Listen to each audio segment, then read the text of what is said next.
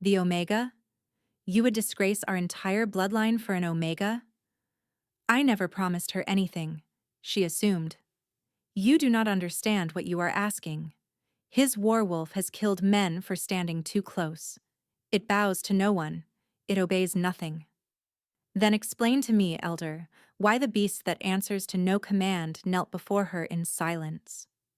She had spent her entire life being told she was the lowest of their kind, an Omega without value, a woman no Alpha would ever truly want. The commander let her believe she was different, special, his. He abandoned her in front of everyone without a second glance. What no one expected, what no one could have predicted, was that the Alpha King's legendary werewolf, the beast that had torn apart enemies and terrified allies alike, would walk through that crowd and bow its head to the broken Omega, as if she were the only soul in the world worth kneeling for.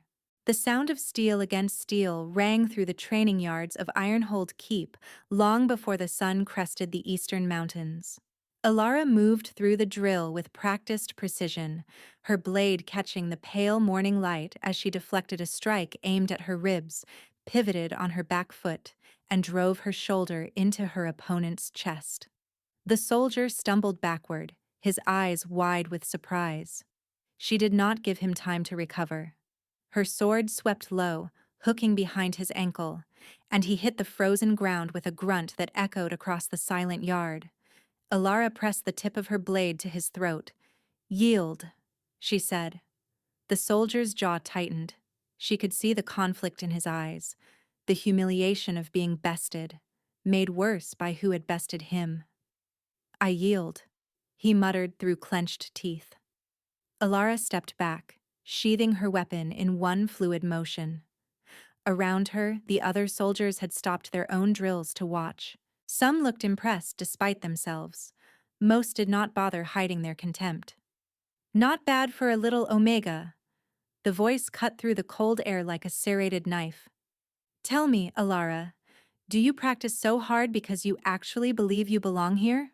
Or because you know you never will?" Alara did not need to turn to recognize the speaker. Lady Ravenna descended the stone steps from the observation platform, her silver cloak trailing behind her like liquid moonlight. Two noble daughters flanked her, their smiles sharp as broken glass. Ravenna was everything Alara was not.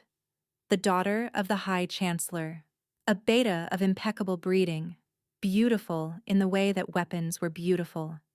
Designed to wound. "I practice," Alara said, keeping her voice level, "because skill does not care about rank." "Skill?"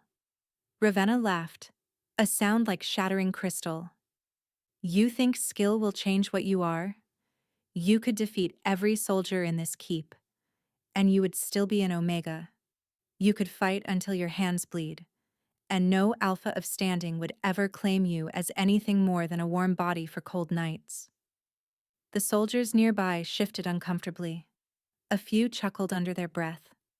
Alara felt the familiar heat climb her neck, the old shame that never quite faded no matter how many times she faced it. But she had learned years ago that showing pain only invited more of it. "Perhaps," Alara replied, meeting Ravenna's icy gaze.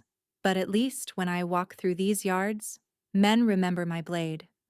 When you walk through, they only remember to look away before your father notices them staring." The silence that followed was sharp enough to cut. Ravenna's smile froze, then twisted into something uglier. She stepped closer, close enough that Alara could smell the rosewater on her skin. "Enjoy your little victories, Omega," she whispered. "The claiming moon is in 3 weeks, and when Commander Theron walks past you to choose someone worthy of his bloodline, I want you to remember this moment." She turned and glided away, her entourage following like shadows. Alara stood motionless in the center of the training yard. Theron. The name alone was enough to make her breath quicken. "He would not walk past me," he promised. But even as she thought it, a small voice in the back of her mind whispered what she had always been too afraid to admit. Did he, though? Did he ever actually promise? She remembered the first time Theron spoke to her. Alara had been 15, newly assigned to the Keep's training program as one of the few Omegas ever permitted to train alongside soldiers. It was an experiment, the commanders had called it. A test to see whether Omegas could serve any purpose beyond domestic labor and breeding. Most expected her to fail within the first week. Theron had been 20 then, already a rising star among the officers. Golden-haired, green-eyed, with a jaw that looked carved from marble and a smile that made women forget their own names. He had found her behind the armory that day, sitting in the dirt with blood dripping from her nose and tears she refused to let fall burning in her eyes. "They hit you," he had said. "Not a question. I fell." The lie tasted like copper. Theron had crouched beside her, close enough that she could smell sandalwood and leather, and pressed a clean cloth to her face with a gentleness that startled her. "You are a terrible liar, little wolf." No one had ever called her that. Omegas were not wolves. Omegas were sheep, servants, shadows. But he had looked at her like she was something more. "You know what I see when I watch you train?" he had said. "I see someone who refuses to stay down. That is rarer than you think. Do not let them take that from you, Alara." She had fallen in love with him in that single moment. Over the years that followed, Theron became her anchor. He would appear during her training sessions, offering quiet corrections. He would sit beside her during mess hall meals when no one else would. He would find her in the gardens after particularly brutal days and make her laugh until the weight on her shoulders felt lighter. He never kissed her, never made declarations, never spoke of claiming or mating or futures built together. But there were moments. Moments when his hand lingered on her lower back as he guided her through a sword technique. Moments when his gaze found hers across crowded halls and held, just a heartbeat too long. Moments when he leaned close to whisper something meant only for her. "You are not like the others," he told her once, standing together on the battlements as the sun melted into the horizon. "You see that, do you not? You have never been like the others." Alara had believed him. She had gathered every glance, every touch, every whispered word like precious stones, building a treasury of hope she guarded with her whole heart. "He sees me. He values me. When the time is right, he will choose me." She ignored the weeks when he disappeared, returning with stories of diplomatic visits to other territories with eligible beta and alpha daughters. She ignored the way certain women looked at her with knowing pity. She ignored the fact that in 8 years, Theron had never once spoken of her to his family, never acknowledged her publicly beyond friendly mentorship. "He is careful," she told herself. "He is protecting both of us until the time is right."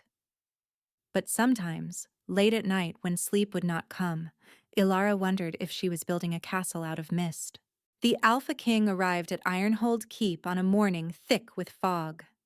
Alara was crossing the main courtyard when she heard the horns, 3 long blasts that signified royalty.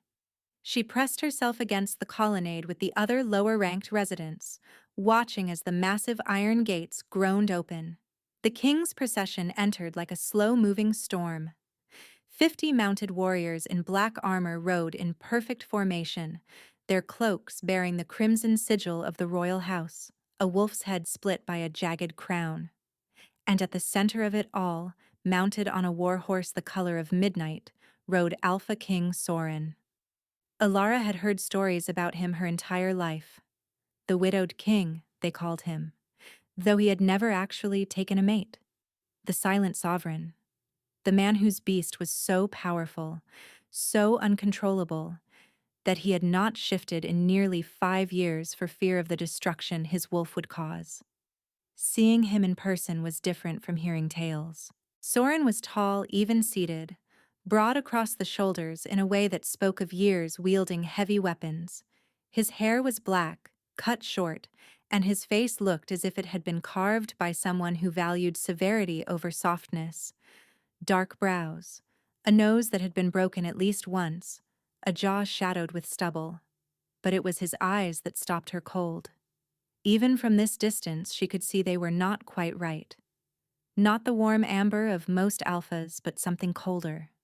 The color of frozen lakes under moonlight. And they were looking directly at her. Ilara's stomach dropped. It was impossible. She was one face among dozens pressed against the colonnade. There was no reason for a king to notice her. But he was looking at her. She could feel it the way she could feel the cold seeping through her clothes. A weight. A pressure.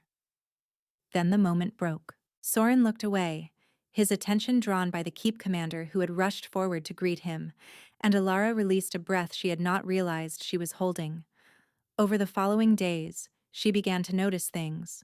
Soren attended the training sessions, watching from the elevated platform reserved for visiting dignitaries.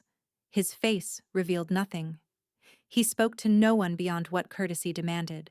But Ilara sensed his attention find her, again and again, tracking her movements as she sparred, as she drilled, as she picked herself up from defeats. She noticed him in the corridors, rounding corners at moments that felt too coincidental. She noticed him in the great hall during meals, his frost-colored gaze drifting toward the lower tables where omegas were permitted to eat. He is watching everything, she told herself.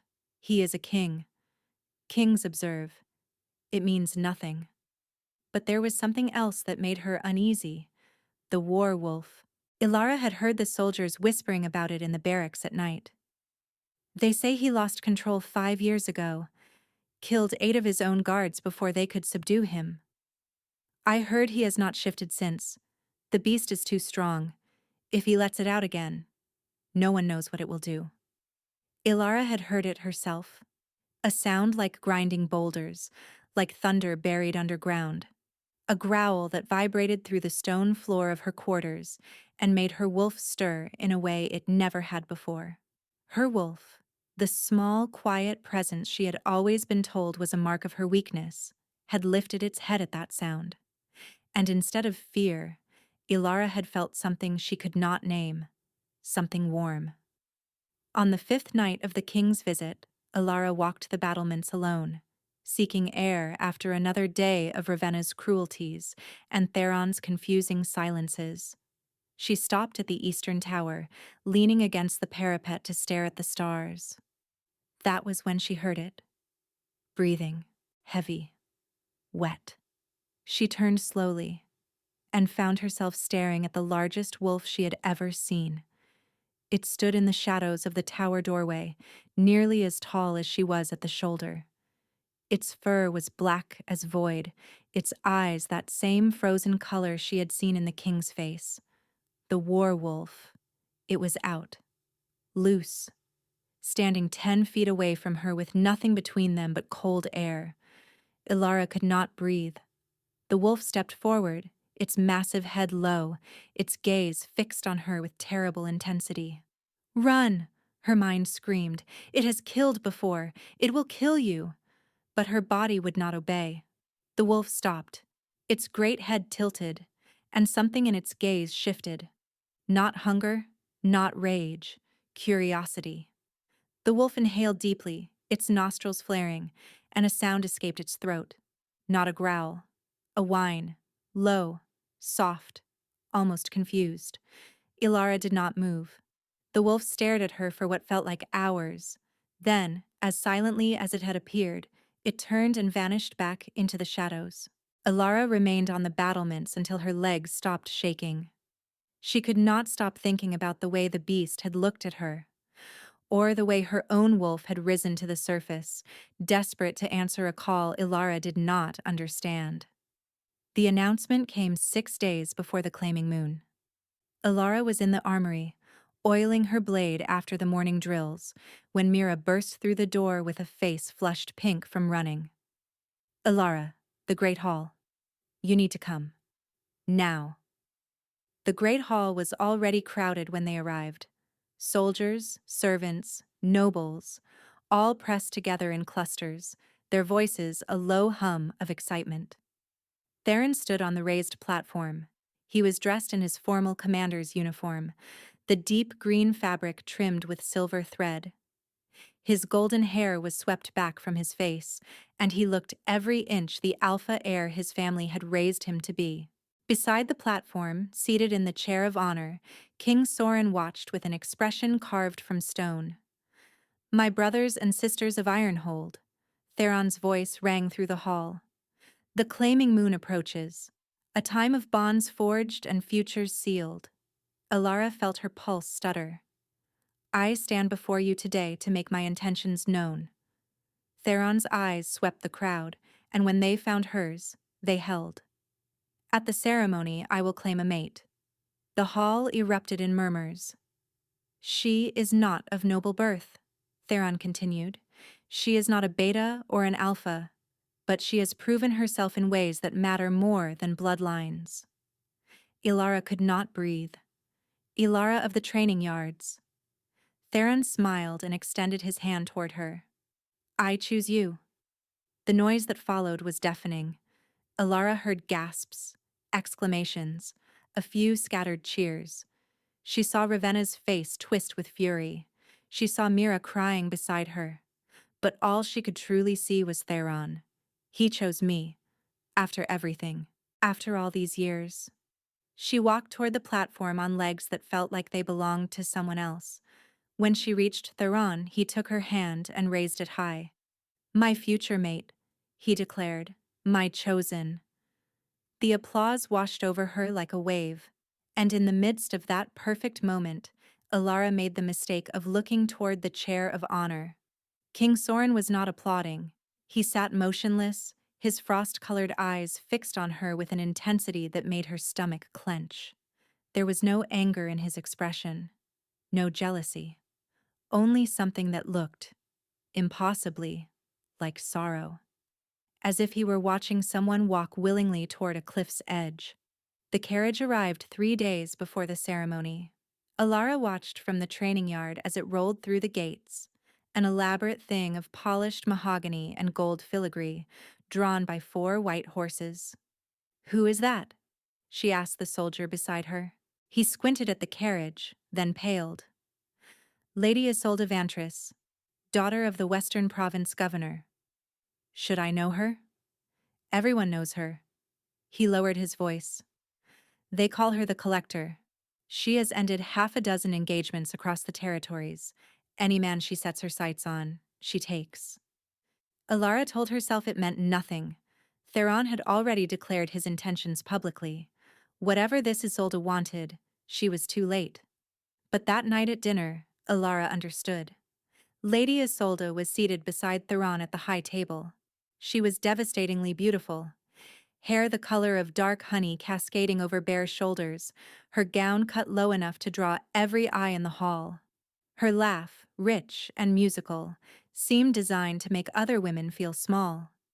Ilara watched from her place at the lower tables as Isolde leaned close to Theron, her fingers brushing his arm.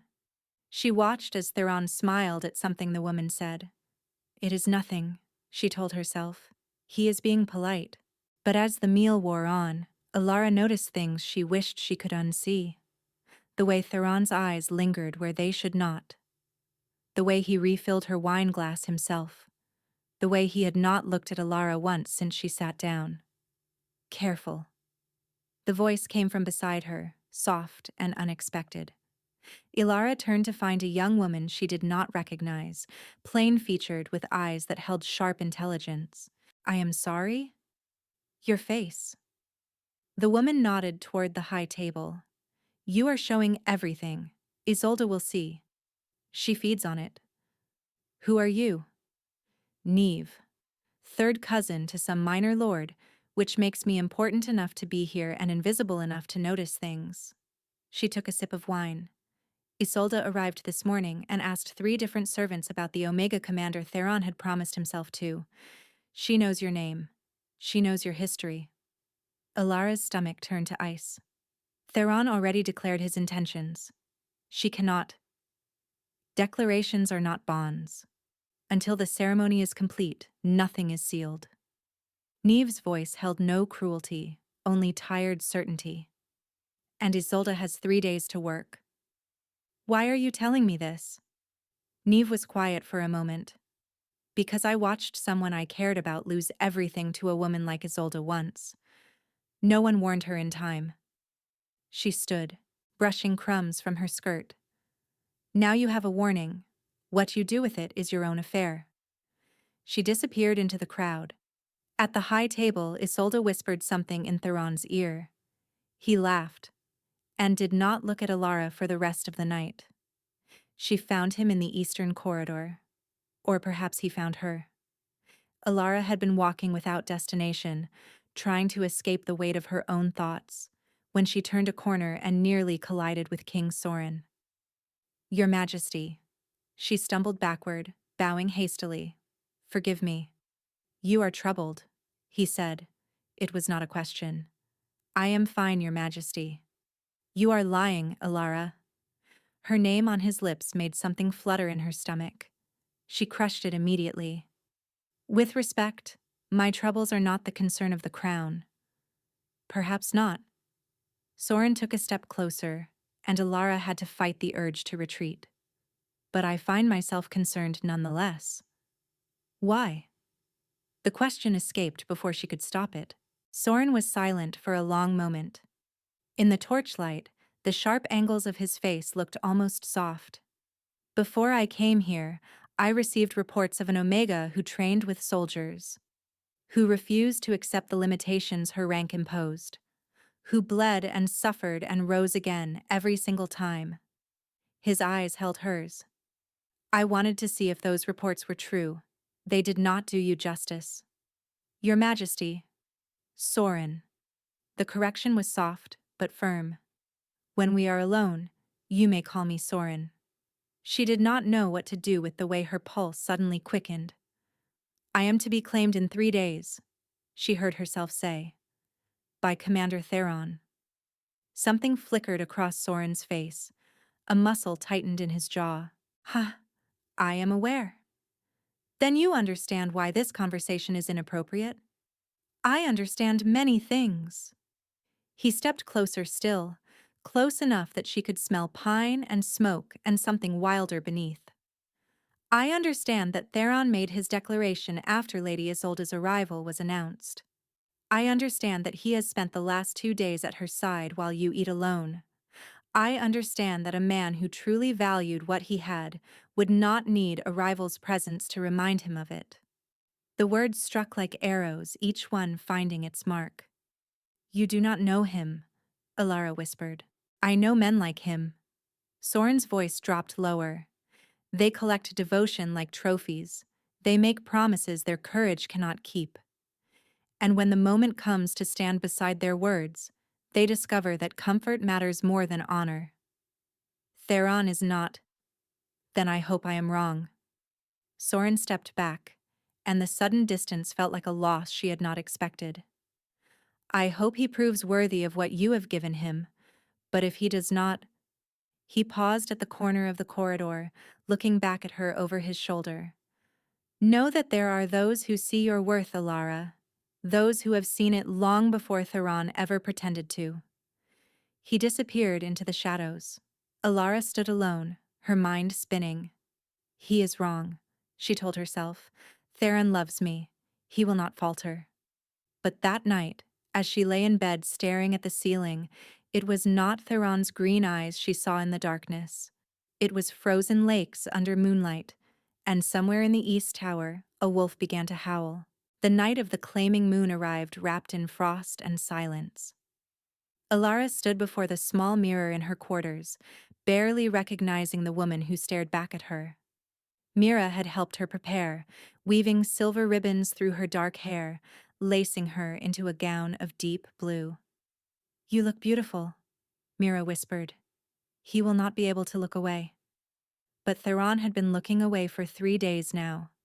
Tonight, she told herself as she walked toward the great hall.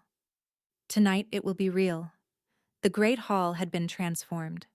Thousands of candles burned in iron chandeliers. The sacred circle had been drawn at the center of the marble floor. Ancient runes painted in oils that shimmered with an inner glow. The scent of burning sage and cedar filled the air. Every noble family in the territory had gathered. They lined the walls in their finest clothes, eyes sharp with anticipation. Alara took her place among the unclaimed. She was the only Omega among them.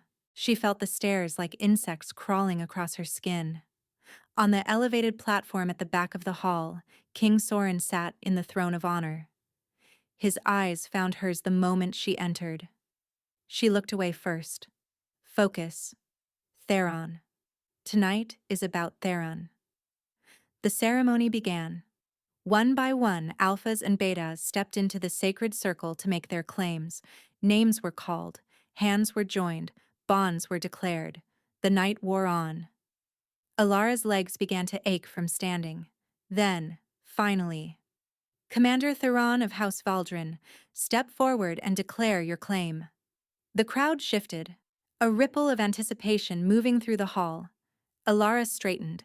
She smoothed her gown with trembling fingers. She prepared to walk forward. Theron stepped into the torchlight. He looked magnificent. Golden. Perfect. He did not look at her. Honored elder. Theron's voice rang clear. Honored witnesses, I come before you tonight with a heavy heart. Alara felt something cold slide down her spine. 3 days ago, I made a declaration in this very hall. A declaration I believe to be true. Theron paused. But the heart is not always wise. Sometimes promises are made that cannot be kept. No. The word screamed through Alara's mind, but her lips would not move.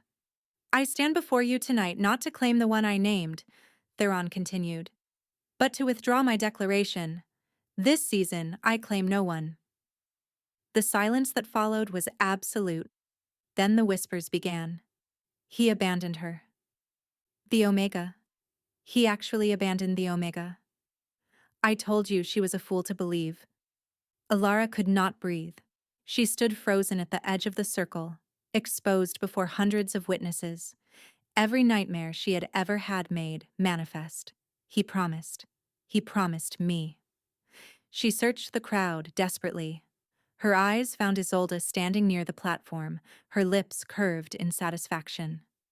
Found Ravenna, not bothering to hide her triumphant sneer. Found Theron, who still would not meet her gaze, already stepping back from the circle. Move, she commanded herself. Walk away. Do not let them see you break. But her body would not obey. She was going to shatter right here, in front of everyone. And then the growl began. It started low, so low that Alara felt it before she heard it. A vibration in the floor, in the walls, in her very bones. The crowd went silent. The candles flickered. And from the shadows behind the royal platform, something massive began to move. The screaming started before anyone could see what was coming. Alara watched in frozen horror as the beast emerged from the darkness. The werewolf, Soren's wolf, the creature that had haunted Ironhold's whispers since the king's arrival. It was enormous. Its shoulders rose higher than a man's head. Its fur was black as the void between stars, and its eyes blazed with that terrible pale light. Nobles scattered like leaves before a storm. Women shrieked.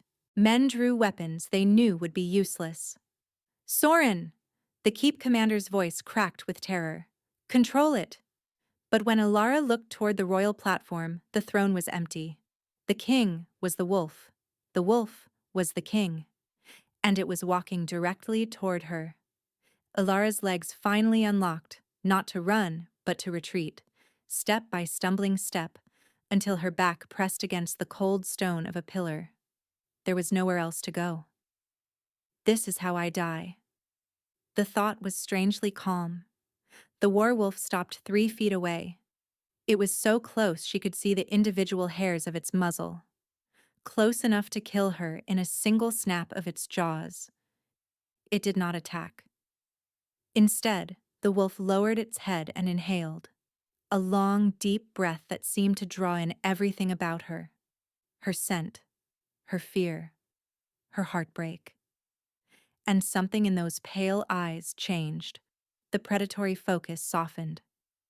A sound escaped its throat, not a growl, but a whine. Low and mournful and confused, like a creature recognizing something it had lost long ago. Ilara stopped breathing. The werewolf, the beast that had killed a dozen men, slowly lowered its great body toward the ground.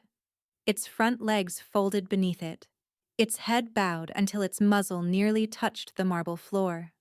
And there, in the center of the sacred circle, before every noble family in the territory, King Soren's legendary werewolf knelt before the rejected Omega in absolute silence. No one moved. No one spoke. Slowly, without knowing why, Ilara reached out her hand. Her fingers touched the coarse fur between the wolf's ears. The beast shuddered beneath her touch, pressing its massive head into her palm with impossible gentleness. And inside Ilara's chest, her own wolf surged. Not the quiet, timid presence she had carried her entire life. Something stronger. Something that had been sleeping, waiting. It strained against her ribs with desperate urgency. It recognized this wolf. It knew him. Mate. The word blazed through her mind like lightning, foreign and impossible and absolutely true. Then the wolf began to shift. The transformation was almost graceful. Bones reshaping, fur receding, the massive form condensing until a man knelt where the beast had been. Soren. His clothes were torn, hanging from his frame in tatters. His breath came hard, but his eyes never left hers. I could not stop him, Soren said, his voice rough. I have controlled him for 5 years, caged him. But when that coward broke your heart, my wolf broke through every chain I had built. He reached up, his hand covering hers where it still rested on his head. He would not let you stand alone. Ilara's vision blurred with tears. What does this mean? Soren rose slowly, keeping her hand in his. It means what my wolf has known since we arrived at this keep. His thumb traced circles on her palm. You are my mate, Ilara. You have always been my mate. And if you will allow it, I would like to be the one who claims you tonight. The hall remained frozen. Somewhere in the crowd, Ravenna's voice rang shrill with disbelief. This is impossible. She is an Omega. She is nothing. Soren's head turned sharply, his eyes flashing with fury. She is everything. His voice carried through the hall like a blade. And the next person who speaks ill of her will learn exactly why my wolf has not been allowed to hunt in 5 years. The silence that followed was absolute. Soren turned back to Ilara, and his expression gentled. You do not have to answer now. I will not claim you as Theron did, with pretty words and hollow promises. He released her hand, stepping back.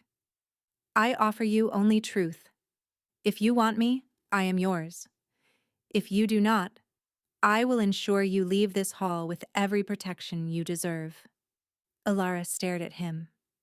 At this man who had watched her from shadows for years, who had warned her when no one else would, whose beast had broken through years of iron control rather than let her suffer alone.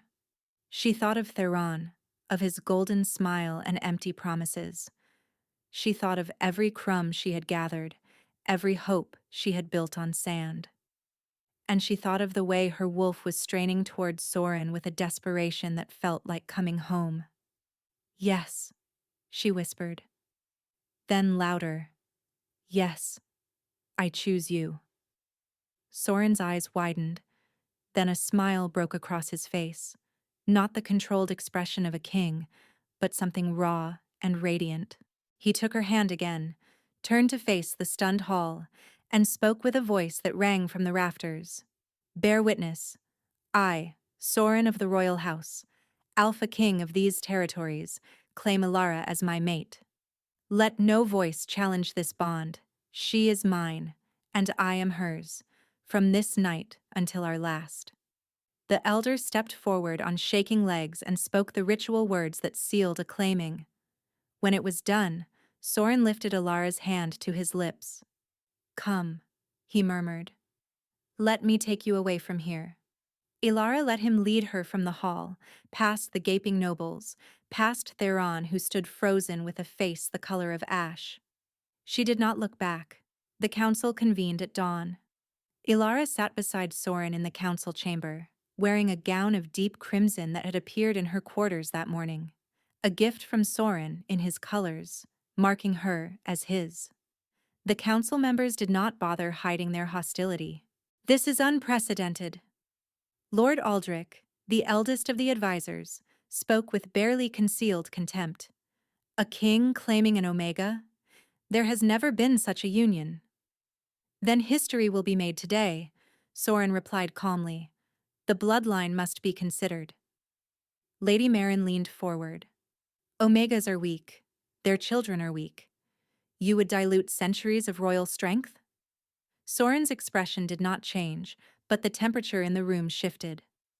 Let me be clear, he said, his voice dropping to a register that made every council member straighten. I did not bring Ilara here to be debated. She is the choice my wolf made and my heart confirmed. But, Your Majesty, I am not finished. The interruption died in the advisor's throat. I have heard you call her weak. I have heard you call Omegas inferior. And I wonder if any of you have bothered to ask why Ilara is the only Omega in our kingdom's history to complete military training. Why she has defeated soldiers twice her size. Why my werewolf knelt at her feet. He let the silence stretch. You see weakness because you have been taught to see weakness. I see a woman who has been beaten down every day of her life and refused to stay fallen. I see strength you cannot comprehend. I see my mate. Ilara blinked back the burning in her eyes. The claiming is complete, Soren continued. Sealed by the old laws. Ilara is your queen. You will treat her as such. And if any of you speak of her with disrespect again, you will no longer hold seats at this table. He took Ilara's hand openly. Now, is there any other business to discuss? There was not. That night, Soren found her in the gardens. Ilara had needed air, needed space. She wandered the moonlit paths until she found a bench beside a frozen fountain, and there she sat, staring at the stars. She heard his footsteps before she saw him. May I join you? She nodded, and he settled beside her, close enough that she could feel his warmth. They sat in silence for a long moment. You defended me today, Ilara said finally. You threatened your own counsel for me. I told them the truth. Why me? The question had been burning inside her since the claiming. You are a king. You could have anyone. Soren was quiet, his jaw working as if fighting with himself. Do you know why my wolf was so difficult to control? He asked finally. Why I stopped shifting 5 years ago? Ilara shook her head. Because he was waiting. His eyes met hers. I did not understand it then. I thought he was simply wild. But the truth was simpler. He was waiting for you. And every day that passed without finding you, he grew more restless. He reached out, his fingers brushing her cheek. When I arrived at Ironhold and saw you, my wolf went still. For the first time in years, he was at peace. He knew Ilara. He knew before I did. And you? Ilara whispered. What do you know? Soren leaned closer, his forehead nearly touching hers. I know that I have watched you from a distance for weeks, telling myself it was curiosity. I know that every time Theron touched you, my wolf wanted to tear him apart. I know that when he abandoned you, something in me broke, and all the chains I had built were not enough. His breath was warm against her lips. I know that I love you, Ilara. Not because my wolf chose you, but because I have seen your heart, and it is the most beautiful thing I have ever known. Ilara closed the distance between them. The kiss was soft at first, two people learning each other. But then Soren's hand slid into her hair, and Ilara's fingers gripped his tunic, and something ignited. She felt his wolf rise to meet hers, felt her own wolf surge in response, felt the bond between them tighten into something unbreakable. When they finally pulled apart, both breathing hard, Soren rested his forehead against hers. "I have waited for you my entire life," he murmured. Alara smiled, and for the first time in as long as she could remember, it felt real. "Then stop waiting," she whispered. "I am here." The change began 3 weeks later. Ilara woke in the middle of the night with fire in her veins. Not pain, not exactly, but heat. A burning that started in her chest and spread outward until every inch of her skin felt alive. She gasped, throwing off the blankets, her body trembling. Her wolf was thrashing inside her like a caged storm. "Soren!" His name came out as a ragged whisper. Soren. He was there in moments, bursting through the connecting door in nothing but sleep pants, his eyes wild with concern. "Ilara." "What?" He stopped, his nostrils flaring. "Gods, you're sent." "Something is happening." She could barely speak through the waves of sensation. "My wolf. She is changing." Soren crossed to her side, his hands cupping her face. "You are changing, Ilara. That is impossible. Omegas do not.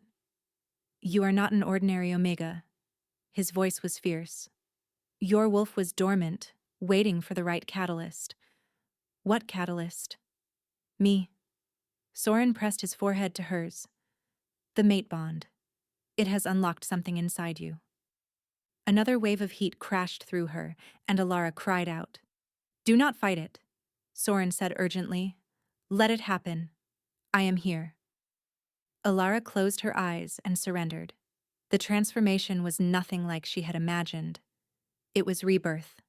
She felt her bones break and reform, felt her muscles rebuild stronger, felt her senses expand until she could hear Soren's heartbeat, smell the love radiating from his skin. When it was over, she opened her eyes and saw the world as a wolf.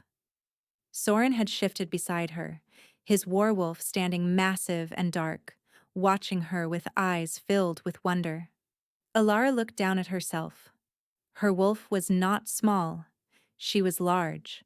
Not as big as Soren's beast, but far larger than any female wolf she had ever seen. Her fur was pure silver, gleaming in the moonlight like polished steel, and her eyes.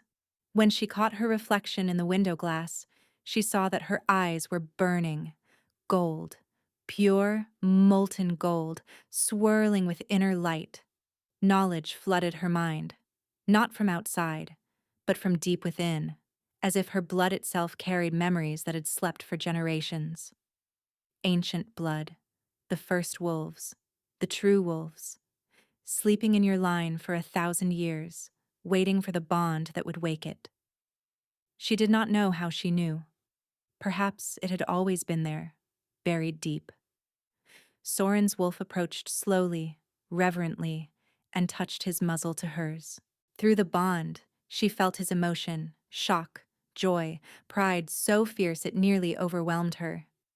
"You were never an Omega," his voice echoed in her mind. "You were always more.